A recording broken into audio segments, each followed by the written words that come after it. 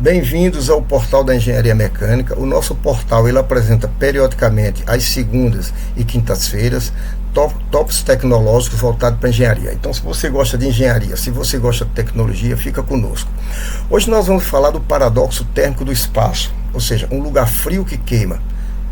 É uma contradição? Vamos ver, tá? Paradoxo, na verdade, é uma contradição à primeira vista, mas que pode conter uma verdade profunda ou provocar reflexões quando são analisadas, tá? Então vamos em frente sobre o nosso paradoxo térmico. O que é o paradoxo térmico do espaço, tá? A gente, quando ouve falar de espaço sideral, é como imaginar um ambiente gelado e silencioso, com temperaturas muito baixas, próximas do zero absoluto, ok? Isso é verdade, logicamente. Por quê? Porque o espaço, em parte, é verdade em parte porque o espaço é extremamente frio quando medimos sua temperatura de fundo, ou seja, ele mede em média, cerca de 2,7 kelvins, que dá mais ou menos 270 graus Celsius, tá? Essa temperatura de fundo é a temperatura mínima natural do universo, ou seja, é o frio predominante no vácuo interestelar, longe de qualquer radiação direta. Então essa é a temperatura de fundo. Então quando a gente pensa em espaço, a gente pensa numa coisa muito gelada, muito fria, tá? Mas como mostra a figura aqui ao lado, pode haver essa dualidade, tá? Muito frio e muito quente. Tá? Isso é o que se chama, esse aqui é o paradoxo curioso que a gente procura entender e vai entender um pouco, tá? O objeto no espaço, apesar do espaço ser extremamente frio, eles também podem superaquecer com facilidade, tá? Atingindo temperaturas altíssimas, mesmo em meio ao vácuo frio, dependendo da exposição à luz solar. Então você tem aqui um corpo extremamente frio e um corpo perigosamente quente, tá? O que não é benéfico em muitas situações. Mas como é que isso é possível, né? É isso exatamente que chamamos de paradoxo térmico do espaço sideral. Vamos ver. O que acontece? Vamos primeiro trazer alguns probleminhas de termodinâmica para a gente comparar como é que é a condição do espaço e na Terra. Mas antes de continuar, eu gostaria de pedir a você que está chegando, que não é inscrito, que considere se inscrever no canal. Se você é inscrito ou não é inscrito, deixe seu gostei ou não gostei, faz parte. Nós temos outros vídeos também. A sua crítica, o seu comentário é muito bem-vindo para que a gente possa passar existindo aqui. Então eu conto com a sua participação, tá? O paradoxo que ele acontece, por que ele acontece? O paradoxo acontece por quê? Porque o conceito de temperatura no espaço é muito diferente do que nós temos aqui na Terra, nessa superfície terrestre, tá? No nosso planeta a gente perde calor por convecção, né, em contato com o ar, e perde calor por condução em contato com objetos, tá? Então isso é o que acontece aqui na Terra.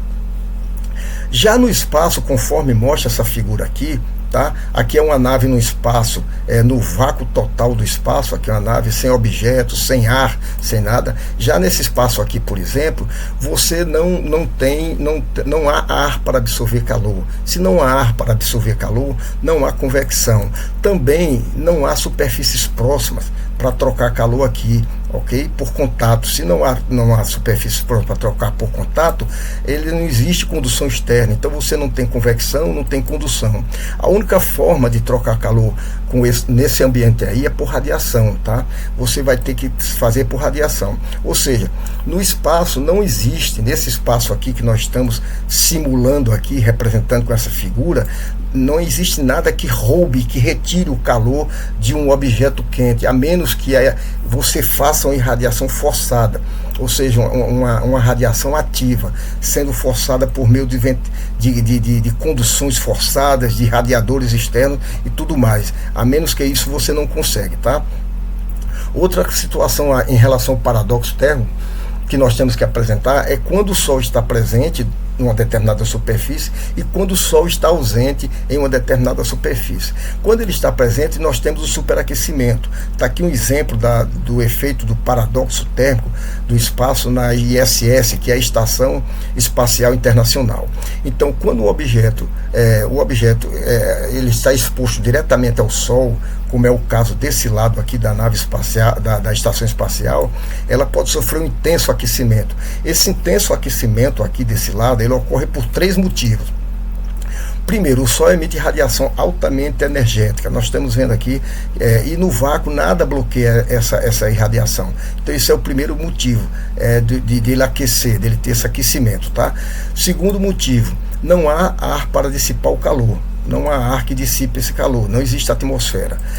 E o terceiro motivo é que essa radiação solar, ela pode elevar a temperatura aqui desse lado, no caso aqui da Estação Espacial ISS, ela pode elevar a temperatura a mais de 120 graus, como a gente mostra aqui. Agora, como isso acontece? Isso aí acontece do lado iluminado, tanto de estações, naves, satélite, qualquer corpo celeste que tem o seu lado voltado para radiação solar, tá? Para o Sol, ele tem esse superaquecimento, ok? Esse é o caso quando o Sol está presente, quando existe o superaquecimento. Existe o caso que o Sol não está presente, ou seja, o Sol está ausente. O que a gente espera? A gente espera uma temperatura baixíssima. Isso aí é que é o paradoxo. Já nesse lado aqui da sombra, o objeto não recebe radiação solar, mas mesmo assim ele continua irradiando para o espaço infinito, sem nenhuma fonte de reposição de energia térmica, ou seja, ele está irradiando o calor que ele recebeu, ele está irradiando, mas não está repondo. A tendência é que essa temperatura do lado desse corpo, que no caso é a ISS, ele chegue a temperaturas muito baixas, tá? Isso provoca um resfriamento acelerado aqui, exatamente por isso, com temperaturas que podem cair a valores inferiores a 160 graus. Isso ocorre em minutos, dependendo da massa térmica do corpo e do isolamento que o corpo tem, tá? Ok. Então, o verdadeiro paradoxo. O paradoxo, gente, não está no espaço ser quente ou espaço ser frio, mas sim no fato de ele esquentar demais ou esfriar demais o mesmo objeto. Ele pode esquentar demais e esfriar demais. Isso é um paradoxo realmente, é uma contradição. Ok, esse fenômeno, ele obriga engenheiros a projetar sistemas que funcionem nos dois extremos, o extremo altamente frio e o extremo altamente quente, tá? Então ele tem que projetar equipamentos para isso. Agora, como resolver essa questão, né? Como a engenharia resolve esse problema, tá? Para lidar com o paradoxo térmico, as espaçonaves, elas usam as seguintes condições. Primeiro, isolamento térmico multicamadas, que é esse MLE. Isso aqui é um isolamento refratário multicamadas, tá? Com folhas reflexivas. Então isso evita tanto o corpo perder calor quando não se deve, como receber calor quando não se deve. Isso daí é um isolamento térmico multicamada, muito importante, tá? Um segundo ponto que a engenharia usa são os radiadores térmicos para liberar o excesso de calor. Os radiadores são esse tipo aqui de radiadores de materiais altamente radiantes, né, que irradiam calor com facilidade. Então esse é o segundo ponto que a engenharia usa para liberar o excesso de calor quando é necessário. O terceiro ponto que a engenharia usa são os tubos de calor ou heat pipes e circuitos líquidos, né, para redistribuir a energia e dissipar por radiação.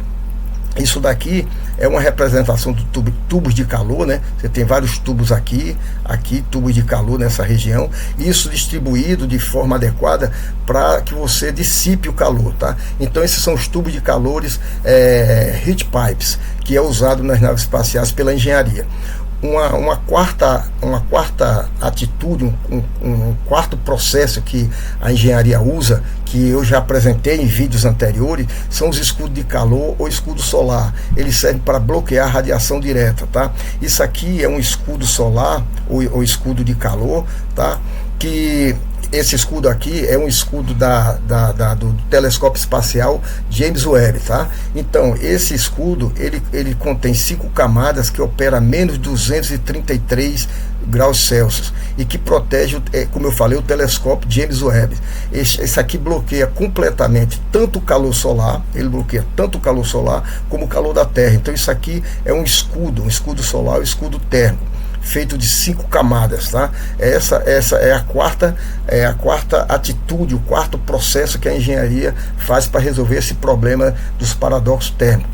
Outro quinto problema, outra quinta solução são sistemas de aquecimento ativo para evitar congelamento na sombra, ou seja, quando a temperatura cai abaixo de um determinado limite, um sistema de aquecimento é ativado, entra em ação. Isso pode incluir aquecedores elétricos ou sistema de aquecimento por condução.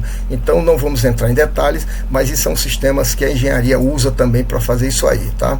Portanto, o paradoxo térmico do espaço sideral nos ensina o seguinte, que o espaço não é simplesmente frio né, ele é termicamente extremo, ele é extremamente frio, extremamente quente. Isso é um desbalanceio, certo? Existe esse desbalanceio, ele não existe ar, não existe atmosfera para haver esse balanceamento. Ou ele é extremamente frio, ou ele é extremamente quente quando o sol está irradiando sobre ele.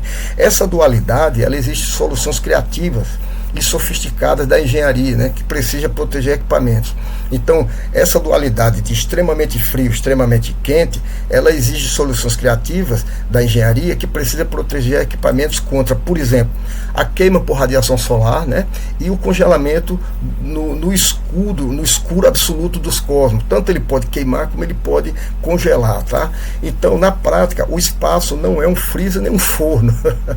Ele é ambos, ele é ambos ao mesmo tempo, dependendo de onde você estiver no espaço e onde estiver e para onde estiver apontando, para a irradiação solar ou para a parte escura que não está na radiação solar. Então, pessoal, esse nosso bate-papo, eu espero que tenha servido para trazer alguma informação importante para você, tá? Eu espero que você nos encontre no próximo vídeo. É muito importante a sua participação, tá? Eu espero, se você não é inscrito, se inscreva no canal, deixe seu gostei ou não gostei, tá? Isso que é importante pra gente, a sua participação e suas críticas, tá? Um grande abraço, eu espero você no próximo vídeo. Tchau!